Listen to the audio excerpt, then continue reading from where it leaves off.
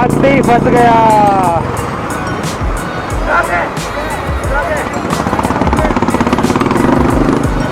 ना ना ना ना ना ना ना। तो दोस्तों आज की इस वीडियो में मैं बताने जा रहा हूँ कि कौन सी बाइक बेटर है, which is better, royal Enfield या फिर डोमिनार। रॉयल एनफील्ड से मेरा मतलब है बुलेट और क्लासिक। इनका मैं कंपैरिजन करने वाला हूँ। मेरे पास दोनों बाइकें हैं, दोनों का एक्सपीरियंस है मेरे पास, तो मैं लद्दाख के हिसाब से दोनों को कंपेयर करके आपको बताता हूँ कि कौन सी एक्चुअल में बेटर रहती है अगर हम दोनों का देखें तो। जानने के लिए इस वीडियो को देखें एंड तक और सब्सक्राइब कीजिए इस चैनल को।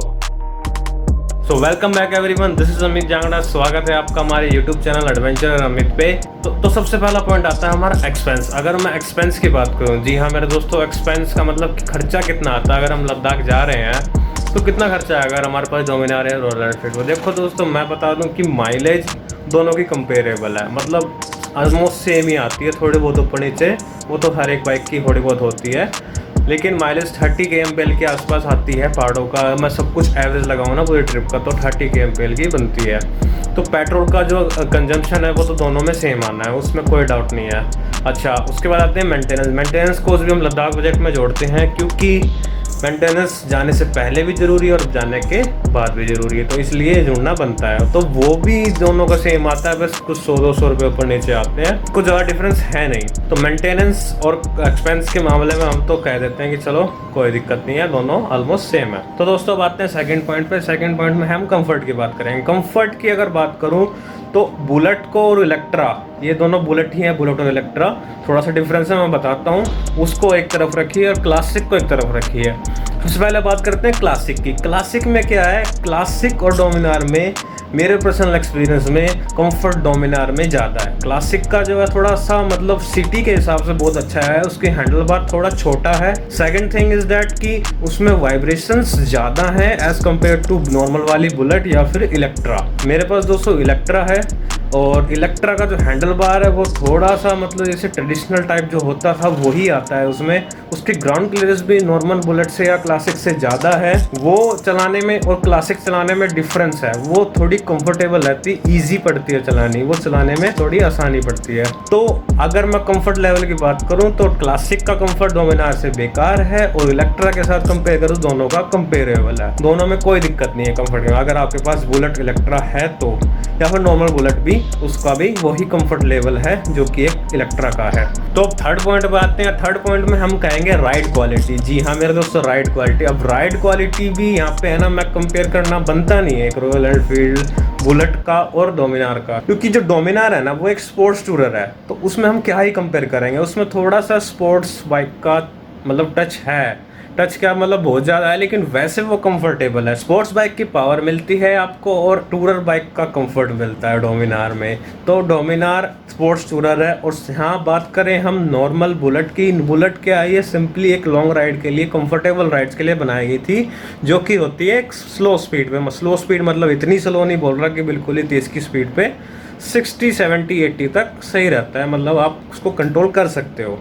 डोमिनार में क्या है, थोड़ा स्पोर्ट्स बाइक हो जाती है। स्पोर्ट्स बाइक में थोड़ा सा ज़्यादा रेव कर सकते हो, 100 पे ले जाओ, 120 पे ले जाओ, वो डिपेंड करता है आपके चॉइस के ऊपर कि आपको कितनी भगानी है। मैंने पहले रॉयल एनफील्ड पर लॉन्ग राइड्स की हैं, उस टाइम पे मैं वीडियोस नहीं बनाता था। मेरे पास BS3 है, और डोमिनार पर्सनली मुझे स्पोर्ट्स टूरर पसंद है, तो इसलिए मैंने डोमिनार ली थी। उसी से मैंने टूरिंग मतलब जो मैं यूट्यूब वीडियोस बनाता हूँ मैंने डोमिनार की ही बनाई है आज तक। फ्यूचर में मेरा प्लान है, जब हमारे कोरोना वायरस का सब कुछ ख़त्म हो जाएगा तब एक बुलेट पे ट्रिप अपना बनने वाला है, उसकी भी वीडियो आई है, तो सब्सक्राइब करके रखना अगर आप रॉयल एनफील्ड पे एक कोई वीडियोस देखना चाहते हो तो।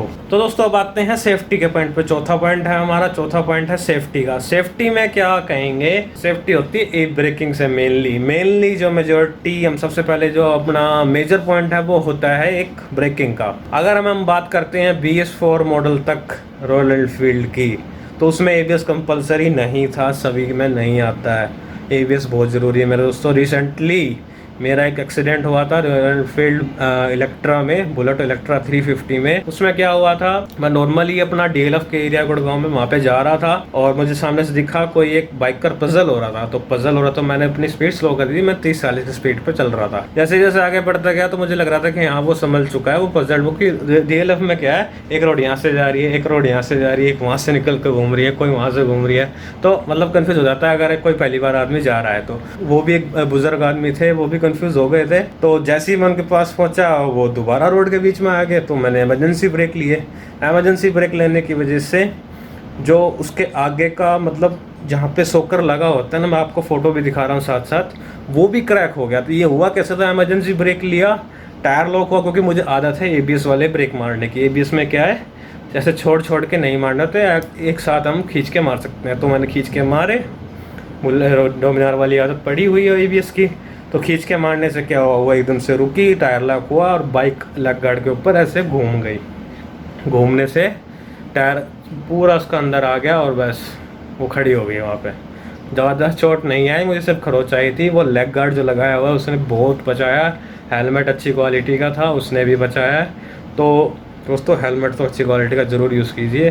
तो दोस्तों अब आते हैं अगले पॉइंट पे। अगला पॉइंट है हमारा पावर का। पावर में क्या सीन है, अगर आपके पास BS4 मॉडल तक है तो उसमें EFI कम नहीं आता था। 350 की अगर बात करें तो 500 में तो आता है पहले से, 350 रॉयल एनफील्ड बुलेट में नहीं आता। डोमिनार में वो आता है ऑलरेडी पहले से ही। तो EFI मतलब लद्दाख में हम जा रहे हैं ना, ऑक्सीजन लेवल कम हो जाता है, तो वहाँ पे ना पावर की बहुत कमी महसूस होती है। अगर किसी के पास 500 रॉयल एनफील्ड है तो कोई दिक्कत नहीं है पावर की, क्योंकि उसमें EFI है तो चल जाता है कम। लेकिन 350 में थोड़ी सी प्रॉब्लम आती है, लेकिन इतनी भी प्रॉब्लम नहीं आती कि चला नहीं सकते। पर्सनली मुझे मतलब पहाड़ों में मुझे पावर अच्छी लगती है, तो इसलिए मैं डोमिनार पे था लद्दाख में।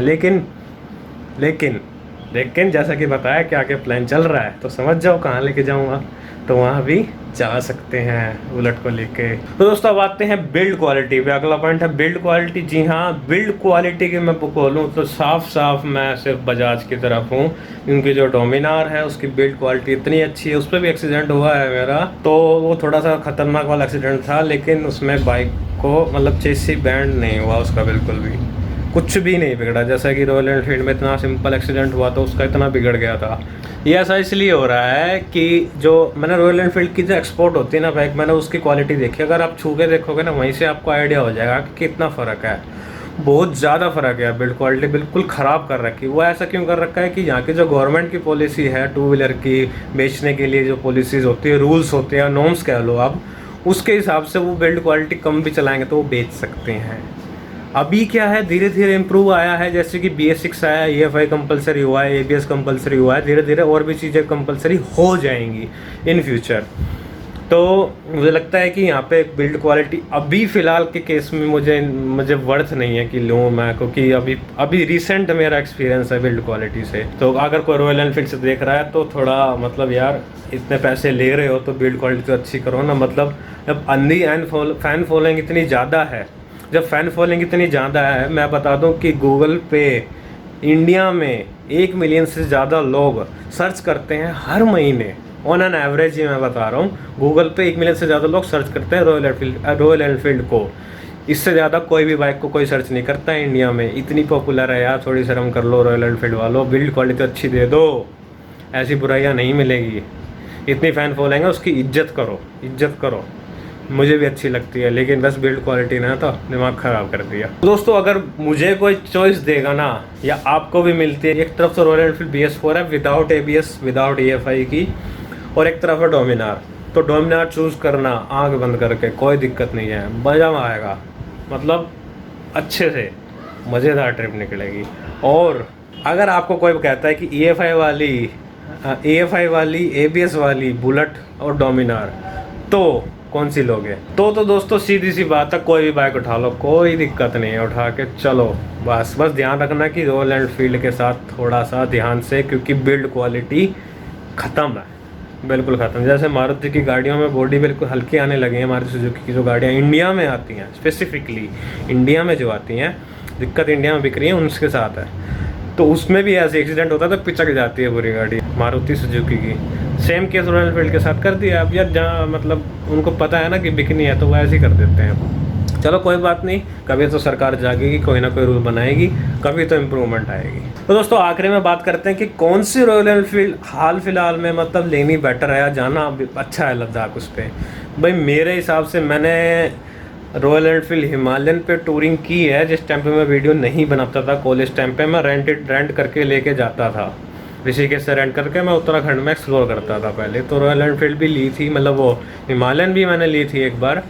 तो उस पर मुझे मज़ा आया था भाई, क्योंकि फ़र्स्ट ऑफ ऑल उसमें डोमिनार से भी कम वाइब्रेशन है, उसमें EFI भी है, उसमें ABS भी है, उसकी माइलेज भी अच्छी है।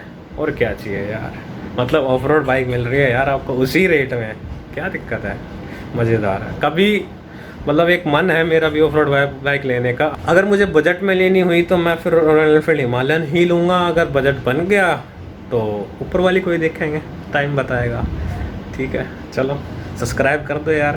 हाँ जी, अब आखिरी में आता है कि लद्दाख 2020 अपडेट। लद्दाख 2020 में भाई मुझे नहीं लगता कि कुछ भी मतलब इस बार लद्दाख का ट्रिप कोई भी कर पाएगा, क्योंकि 2020 मतलब समर सीजन में जो है या फिर ऑटम सीजन में, विंटर में तो शायद क्या पता खुल जाए, सब कुछ नॉर्मल हो जाए।